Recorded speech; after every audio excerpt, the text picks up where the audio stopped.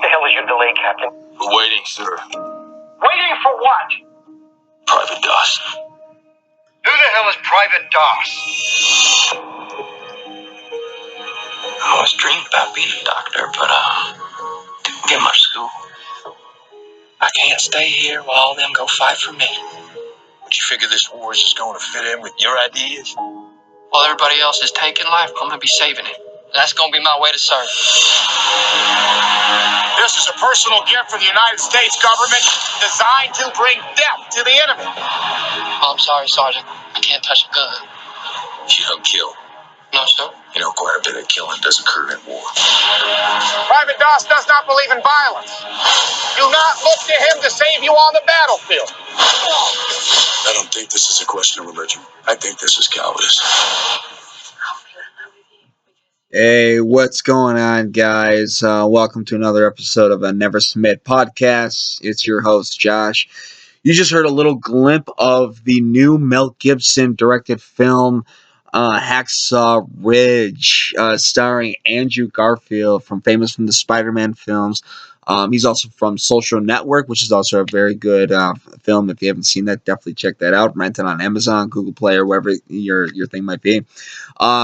Also, you've got Vince Vaughn in here. Hugo Weavy is in here. Just a fantastic cast, but definitely a lot of credit has to go to Mel Gibson for this film. I've been waiting forever. There is definitely a 10-year hiatus from Mel Gibson's previous film that he directed, which was Apocalypto, another fantastic film. Anyone that knows me very well knows that Mel Gibson is definitely one of my top 5 favorite movie directors of all time. Obviously, he made Passion of the Christ, which was kind of a controversial film when that came out back in 2004. But of course, his biggest movie is, Braveheart, right? I mean, how can you not like Braveheart? When I was a teenager in the late 90s, I watched Braveheart constantly. It was always on HBO or Cinemax or Showtime. And I remember my parents would get so pissed because I kept watching Braveheart, and that ending when he gets captured and he's put on that pedestal area where they're torturing him, right? And he's in front of the entire crowd, and it gets so brutal that the crowd, ends up, going in the favor of the character William Wallace, because he's just in pain, and they want to see him, be okay. But then when he yells freedom and the music cues in, oh god, such a powerful movie. I mean, seriously, such a powerful movie. But one of my personal all-time favorite Mel Gibson directed films, which does not get talked about a lot at all when you talk about a directed film by Mel Gibson. And it's actually his directed debut, which is a little movie called Man Without a Face. This movie came out in 1993. This was a small movie, not like the blockbusters he was used to, like Lethal Weapon or what have you. This was a very small movie, about teacher, pupil, student, troubled kid, that type of story. There was absolutely no violence in this movie, no gunfire. Like I said, probably used to seeing him in the Lethal Weapon films. But no, in Man Without a Face, there's absolutely no violence at all. None. Okay, it's very subtle. It's a lot of dialogue. It's a lot of drama. If you're into those type of films, I definitely am. If it's well acted, well constructed, good story, good premise, good expressions from the actors, you would definitely enjoy it. I definitely put it right up there with, say, something like Good Will Hunting. Definitely of that nature. Just a really good film. Like I said, troubled youth looking for somebody to help them out. So it's a very good film. I just wish people would talk about it more instead of talking about The Passion or Braveheart or even Apocalypto.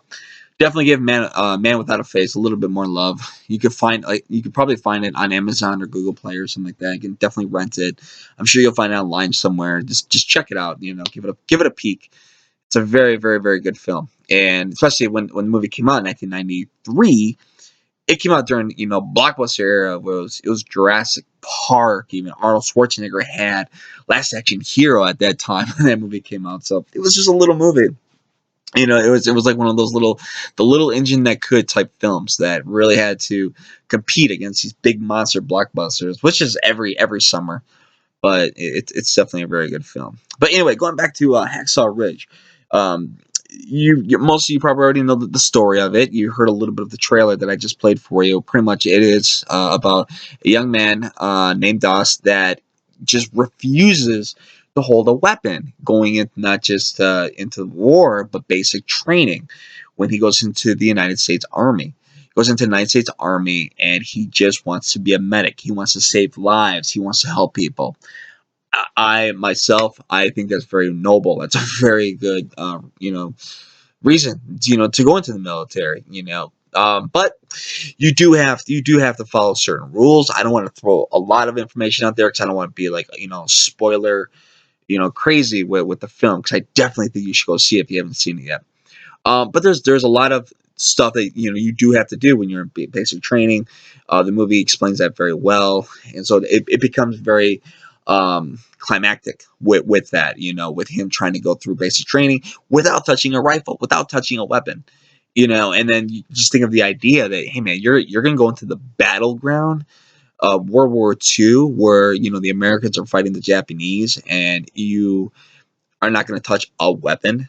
I think any other person that's not trained the way these soldiers were would probably die without a weapon. So I mean, it's a remarkable premise of a film, but the whole approach and how the whole thing is constructed and why he won't touch a weapon. There is a little bit of a religious, spiritual background of the character, of the family and stuff like that. But it's for people who are into faith films, things of that nature. This film doesn't shove it down your throat. It is legitimately part of the character. It's part of what they believe in. There's a little bit of a Christian background for the character, and the way they construct it, incredible. I mean, just the way they do it, and it's not like, say, a Kirk Cameron film where it's just shoved into your face. Of course, those films are just not very good in the first place. But this film, it's just it does it so well, just to bring in why. And what it does is he sees something. There's actually a couple of experiences in the early in the film, in the beginning of the film, that really transition into his older age when he gets older. The character, played by Andrew Garfield, when he gets older, he starts to learn and realize why he doesn't want to hurt anybody, but he wants to save lives. Some of it is by personal experience, and some of it has to do with Christianity, religion. So they kind of intertwine with each other. I think just the way the whole movie is constructed, and the way the story flows, the way the scenes are shot. I mean, my God, it's just such a good film, and you feel like goosebumps when you're watching a lot of these scenes. I heard another review online where there was a little bit of a Full Metal Jacket type style in the boot camps, and I definitely see that. Vince Vaughn was very good. He was the head, general of the soldiers in the boot camp, and of course, Vince Vaughn does join the soldiers into the battleground when they go to Japan. But he did a remarkable job, and there was a lot of comic relief by Vince Vaughn, which was really cool because it kind of puts you in a relaxed state when you're watching the film. So you're not just feeling sorry for the main character because of what he's trying to accomplish. You're not getting distracted by violence or whatever the case might be. Vince Vaughn does some wisecracks. You get a nice little laugh, and then we shift over to something a little more serious. The movie is well paced. That has to do a lot, not just with Mel Gibson, of course, but awesome writing. But the writers did a fantastic job with this movie too. Hugo Weavy playing the father of the main character. another really awesome performance in this movie. I mean, there's there's definitely got to be some Oscar buzz for this film. There's definitely got to be, golden, at least Golden Globe type stuff. Um, you know, and I know with Mel Gibson, the past decade, has not been, sunshine and rainbows for him. Unfortunately, he has some rocky stuff. He had some controversial stuff. The pullover in Malibu, the recorded voicemails or recorded phone calls with his ex-wife Exana, that it did not put him the best light, unfortunately. But I mean, he's not an evil guy. I mean, if you really look into what Mel Gibson does and he can accomplish with himself, there are celebrities out there who still have a huge fan base and have done far worse. I'm not going to say anybody in particular. You can definitely, I'm sure, pick one out where they've done far worse things than what Mel Gibson has done, and they have millions and millions of supporting fans. So I think people just need to relax on Gibson and let him do what he needs to do, which is make movies. He's very good at it. Um, he did a tell-all interview just recently that's on YouTube that I caught. I actually put it on my wall on YouTube, which you can find on Joshua M. Hall, on Facebook. You can probably find it on my Twitter, Joshua Maxim Hall as well, and somewhere on there. But I posted on my walls and stuff like that on Twitter and Facebook and whatnot, where he just said, things that were said about him and the way he was torn apart. He's not that guy. He's not that individual. He cares about people. He likes to work with people of all backgrounds. He had a couple of bad moments, and everyone just teared him apart. So when you finally give him an opportunity, we get a movie like this. We don't get, another cliche reboot of something. We get something original, something heartwarming. I mean, this is the best war movie since Saving Private Ryan, I would say. I mean, it's that good. It's really that good, and it's half the budget. Mel Gibson said in an interview that this movie, Hacksaw Ridge, is half the budget that Braveheart was. Now keep in mind, he was a big star when they did Braveheart. He was huge. I mean, he was right up there with like a Tom Cruise or Kevin Costner at that time. But I mean, he was up there. He was a huge star, and he was what Leonardo DiCaprio is today in the 90s, back in 95. That's how big Mel Gibson was. So when they did Braveheart, I believe, if I remember correctly, two studios actually double dipped. He actually even says this in his Oscar speech when he won the Oscars for Braveheart. It's like a bunch of people just double dipped to finance that movie. So it was that big. A lot of people put a lot of faith behind it because it's Mel Gibson. This one was half the budget of that, which I think, if I remember correctly, in the interview, is probably between like 20 to 30 million bucks. That's not a lot of money for a war movie. You could probably do $20 to $30, $20 to $30 million for a boxing movie. Like I know The Fighter with Mark Wahlberg was about 30 million bucks. Movies like Creed, Rocky Balboa, those were all between 20 to 30 million dollars. So it's got to be a movie that's a little bit more grounded and not has really rely on special effects, body effects, crossfire, explosions, things of that nature. But going back to what we were talking about with Gibson and the shooting this film, and it is very brutal. Just going right into the blood and guts. The war scenes are, yeah, it's very comparison to Saving Private Ryan as far as the war scenes are concerned. Very brutal, but also up there with Braveheart. If you remember the Braveheart battle scenes, just limbs and blood. Passion when he shot Passion the Christ. I mean, that character took a beating. He's trying to hold the cross and just it's. But you know what though? It's not violence just for the sake of violence. It's just it's there for the story. this is what war is. War is disgusting, unfortunately.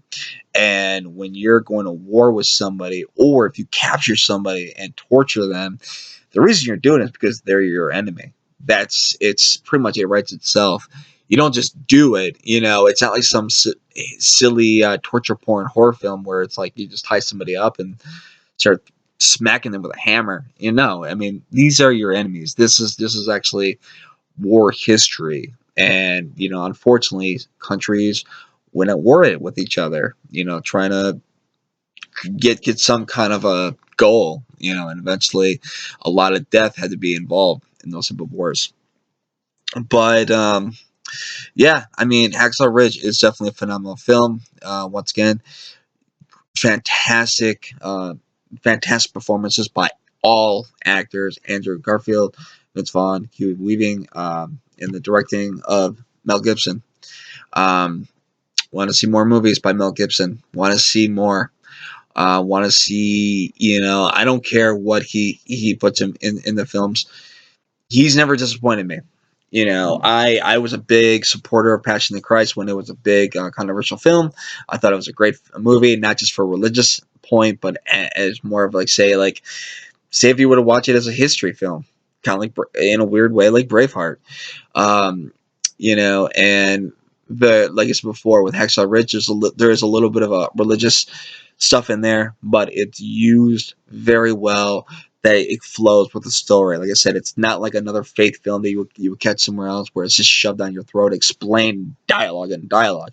No, they use things to build the character and create more support for that character. And I just think everything they constructed was phenomenal, just really really good. So that's my review of Hacksaw Ridge. If I were to give it, five, if I would give it any kind of stars, I would definitely give it 5 stars, and probably one more star just for how good it is. So check it out. It's in theaters now, Hacksaw Ridge. So give it a whirl. And other than that, thanks for listening, guys. Keep following us. We're on Never Submit Podcast. We're on YouTube. We're on SoundCloud, iTunes, everywhere. So thanks for following us, guys. And also, wrestling reviews are coming back soon, and we're going to be doing some more reviews on the WWE and future trailers and so forth.